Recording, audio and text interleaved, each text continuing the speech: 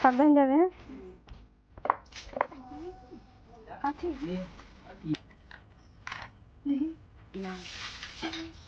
বাপরে বাপ, প্রত্যেক দিনের মতন আজকেও কিন্তু ঘুম থেকে উঠেছিলাম ৫টা ৫-এ। উঠে এসে যখন রান্নাঘরে আসি তখন দেখি মা এদিকে করেছে বরের জন্য ১ গ্লাস পাতার শরবত, যেই শরবতটা আমি আজ পর্যন্ত কখনো কোনোদিনও খাইনি। মানে আমার বাড়িতে গাছ আছে, তো সেই পাতার শরবত মা ওকে দিচ্ছে কেন বলো তো?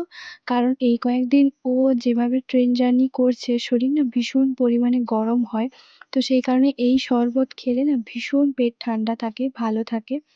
তারপরে এসে যখন দেখি এই যে মা ১ গামলা জল বসিয়েছে গ্যাসের ওপরে, কারণ যেহেতু টিউবওয়েলের জলটা না প্রচুর পরিমাণে ঠান্ডা, তো সেই কারণে মা প্রত্যেকদিন চেষ্টা করে ওর জন্য ১ গামলা জল গরম করে রাখার।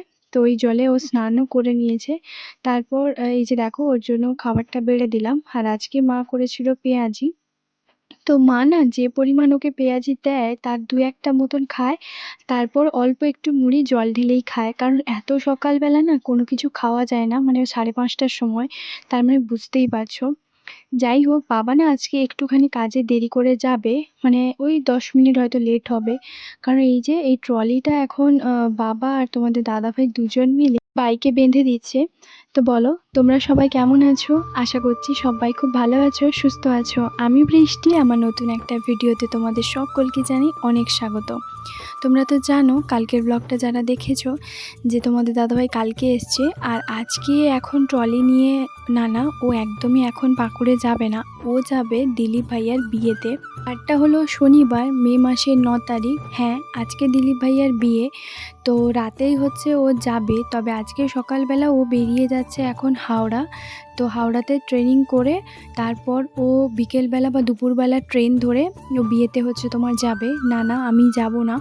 আমি যাব না তার একটাই কারণ, যেহেতু ও আপ ডাউন করবে আর কি, মানে আজকে যাবে আবার কালকেও হচ্ছে ডিউটিতে আসবে, তারপর আবার ওখান থেকে যাবে। আর বুঝতেই পারছো একটা মেয়ের পক্ষে এতটা ট্রেন জার্নি করা সম্ভব নয়, বিশেষ করে আমি তো পারবই না।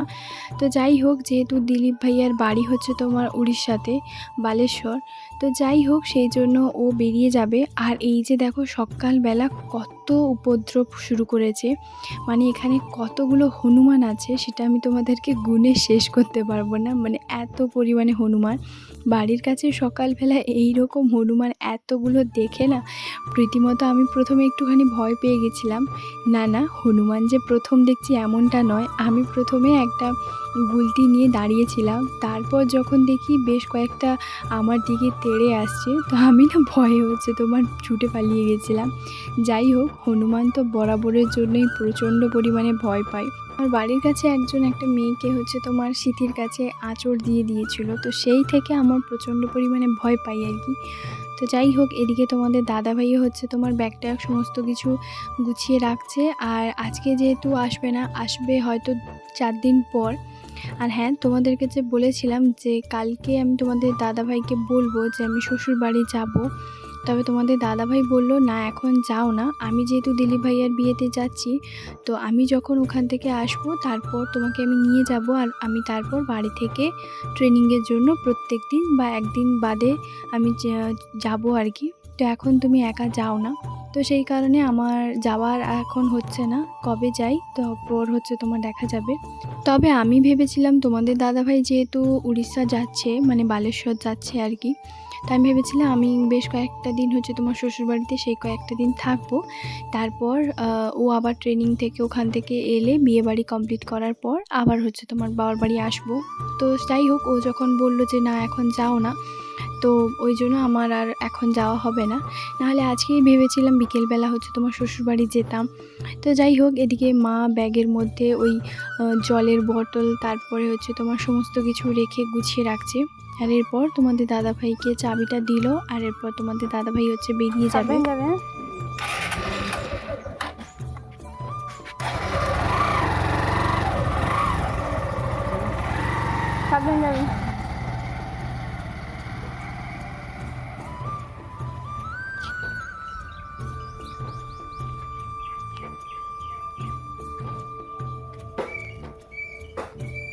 প্রত্যেকদিন সকালবেলা একটা জিনিস আমি লক্ষ্য করি, ও যখনই বাইক নিয়ে বেরিয়ে যায় মা কিন্তু এই জায়গাটাতে এসে দাঁড়িয়ে যায়। আর যতটা দূর চোখ যায় ততক্ষণ পর্যন্ত ওইখানেই দাঁড়িয়ে থাকে। তো যাই হোক, এরপর আমিও তোমার ঘরের মধ্যে যাব। এখনও পর্যন্ত যদিও বা ফ্রেশ হইনি আর কি। ও যখনই বেরিয়ে যায় মাথায় একটা ওড়না বা তোমার গামছা যাই হোক একটা দিয়ে দিই। কারণ মাকেই দেখে এসেছি কেউ কোথাও বেরোলে আয়ুশ্রীকে মাথায় তোমার ঘোমটা দিতে হয়। মা মেয়ে দুজন ঘরের মধ্যে ঢুকতে গেছি, তারপর দেখি এই যে দেখো আবারও হনুমানের উপদ্রব শুরু হয়ে গেছে। মানে সকালবেলা এটা এখন চলবে। তো সেই জন্য মা বলল আগে ঘরের মধ্যে পরে যাব, গুলতিটা আমাকে দে, একটুখানি তাড়ানোর চেষ্টা করি।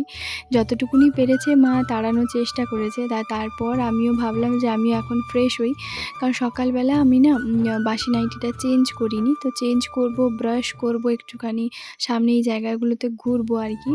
কারণ এই সকালবেলাটায় এটাই আমার হাঁটা চলা বলতে পারো। কারণ আমি না খুব একটা কোথাও বেরোই না, বেরোনোর পছন্দও করি না, আমার ভালোও লাগে না। তো সেই কারণে মা আমি দুজন এখন ব্রাশ করব, তারপর চাটা বানাবো, চাটা খাবো দুজন মিলে। বাবা তো সকালবেলা বেরিয়ে গেছে, তোমাদের দাদাভাই বেরিয়ে যাওয়ার আগে বাবা তোমার বেরিয়ে গেছে কাজে। তো যাই হোক, এদিকে মা আমি দুজন মিলে ঘুরছি। আর আমার মায়ের একটাই জায়গা থাকে, সেটা এই যে সাইডে এই যে বাঁশ গাছের তলাটা দেখতে পাচ্ছ, এইখানেই আমার মা তোমার বসে থাকে। তো আমিও ভাবছি মায়ের কাছে ওখানে যাই। প্রত্যেক দিন মাকে দেখি না কোথাও বেরিয়ে, বিকেলবেলা এই জায়গাটাতে না এতটা পরিমাণে বাতাস হয়, বাঁশ গাছে প্রচণ্ড পরিমাণে নিচে ঠান্ডা হাওয়া দেয়। তো সেই কারণে আমরা মা মেয়ে দুজন এখানেই বসে থাকি দুটো চেয়ার নিয়ে। তো এই যে দেখো মা ওখানে বসে ব্রাশ করছে, আর এখানে আমিও দাঁড়িয়ে পড়েছি। না, এই জায়গাটা আমাদের নয়, তবে জানো আমার বিয়ের সময় সামনে যেইটুকুনি জায়গাটা আছে বাইর বলতে পারো, সেই বাইরে বিয়েবাড়ির প্যান্ডেল থেকে শুরু করে বরযাত্রী বসেছিল। তবে এই যে পুরো জায়গাটা আমার বাড়ির কাছে, ওই যে সামনে যে ঘরটা দেখতে পাচ্ছ, ওই দাদুদের ঘরে জায়গাটা আর কি। তবে এই জায়গাটাতে এমনি আমরা বসি। না না, ওদের বাড়িতে তেমন কিছু বলে না। তবে আমাদের বিয়েতে এই জায়গাটাতে না খাওয়া দাওয়ার ব্যবস্থা সমস্ত কিছুটাই করা হয়েছিল, যেহেতু ক্যাটারিং অনেকের লোক ছিল। তো সব কিছু ডেকোরেশন ওইখানেই তোমার করা হয়েছিল আর কি। যেহেতু জায়গাটা অনেকটা বড় আর অনেকজনের ব্যবস্থা ছিল, তবুও 600 জনের মতো। তো এদিকে দেখো তোমাদের সঙ্গে গল্প করতে করতে ব্রাশ করাও হয়ে গেছে। আর যে বাসি নাইটিটা সেটা পরেছিলাম, সেটাও এখন ধুয়ে ওই জায়গাটাতে মেলে দিয়েছি। আর জানো আমার মা কিন্তু সকালবেলা তোমাদের দাদাভাই যেগুলো কালকে পরে আসে সেগুলো কিন্তু মাই কাচা ধোয়া করে মানে সকালবেলাই তোমার মেলে দেয়। কারণ মা না মানে ফেলে রাখে না, তো আমাকেও করতে দেয় না। মা আমি দেখি ঘুম থেকে ওঠার আগেই মা সমস্ত কিছু করে ফেলে, তো আমার সেরকম খুব একটা কাজ থাকে না আর কি। আমি না একটুখানি ফ্রেশ হয়ে যাওয়ার পর নাইটিটা চেঞ্জ করে নেওয়ার পর চুলটা একটুখানি বেঁধে নিলাম বিনুনি করে। আমার চুল তো এমনিতেই ছোট, তো যাই হোক তবু বিনুনি করে নিই। আর এই গরমে না আমার কখনোই ছাড়তে ইচ্ছে করে না, সেই গরম হোক শীতকাল হোক যাই হোক না কেন, চুল ছেড়ে রাখা বা এরকম আমার ভালো লাগে না। আর কিছুক্ষণ পরে দেখবে হয়তো চুলটা গুটিয়ে রেখেছি। তো যাই হোক, এদিকে দেখো চলে এসেছি মা মেয়ে দুজনের জন্য চা করতে। চা করে দুজন মিলে এখন বেশ অনেকক্ষণ গল্প করব, কথা বলবো। তার মাঝখানে দিদিকে কল করব, দিদির সঙ্গেও বেশ অনেকক্ষণ আড্ডা দেওয়া হবে।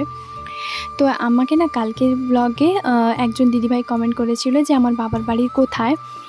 যদি তুমি আশেপাশে এখানে পূর্ব মেদিনীপুরের হয়ে থাকো তাহলে অবশ্যই জায়গাটা জানবে, পটাশপুর থানা, ইটাচনা গ্রাম। জায়গাটা যদি জেনে থাকো দিদিভাই অবশ্যই আমাকে কমেন্ট করতে একদম ভুলবে না। আর কেমন আছো সেই সঙ্গে সেটাও জানিও।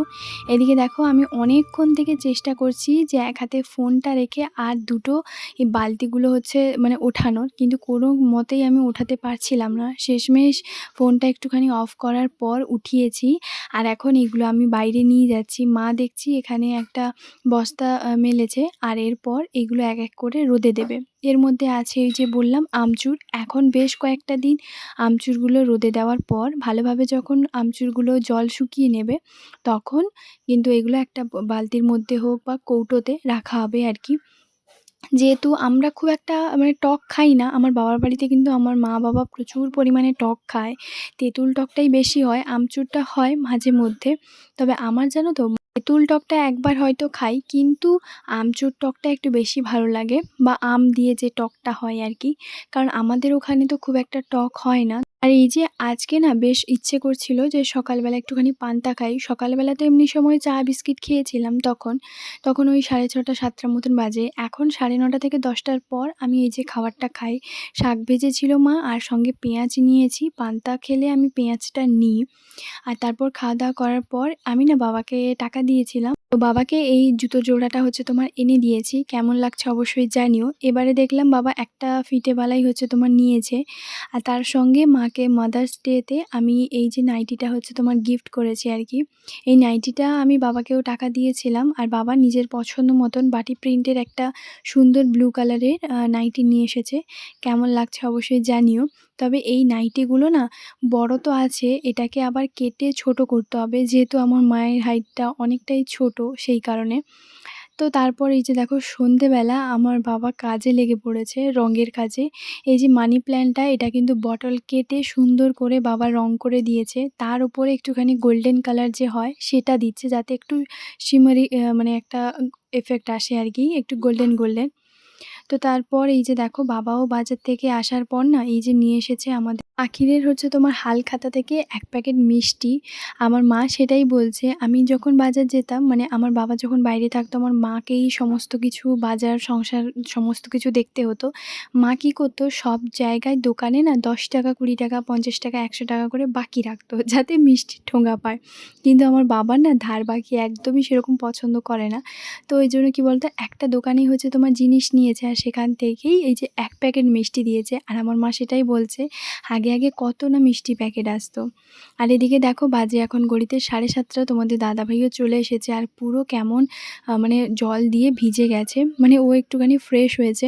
ওইদিকে মা আমার সঙ্গে কথা বলছিল তো ও সারাদিন ওর কি হয়েছে না হয়েছে ট্রেনিংয়ে, ভালো মন্দ সমস্ত কিছুই হচ্ছে তোমার বলছিল। ট্রেনিং যখন হয় একটা রুমের মধ্যে ওখানে হচ্ছে তোমার কিছু শেখায় বা কি জানো ওইসব হচ্ছে আরকি। তো তেমন কোনো কাজ নয়। তো তারপরে এদিকে আমিও খাবারটা বের করছি। আর আজকে রাতে এই যে হচ্ছে তোমার চাউমিন হয়েছে। তো আমরা সবাই মিলে হচ্ছে তোমার চাউমিন খাবো। আর আমার মা না এইভাবে আলু দিয়ে, ডিম দিয়ে, পেঁয়াজ দিয়ে সাদা চাউমিনটা যে বানায় সত্যি ভীষণ পরিমাণে ভালো লাগে। তবে এর সঙ্গে টমেটো সসটা অবশ্যই নেব। তো চলো বন্ধুরা আজকের ব্লগটা এখানেই শেষ করছি। কেমন লাগলো অবশ্যই কমেন্ট করে জানাতে একদম ভুলবে না।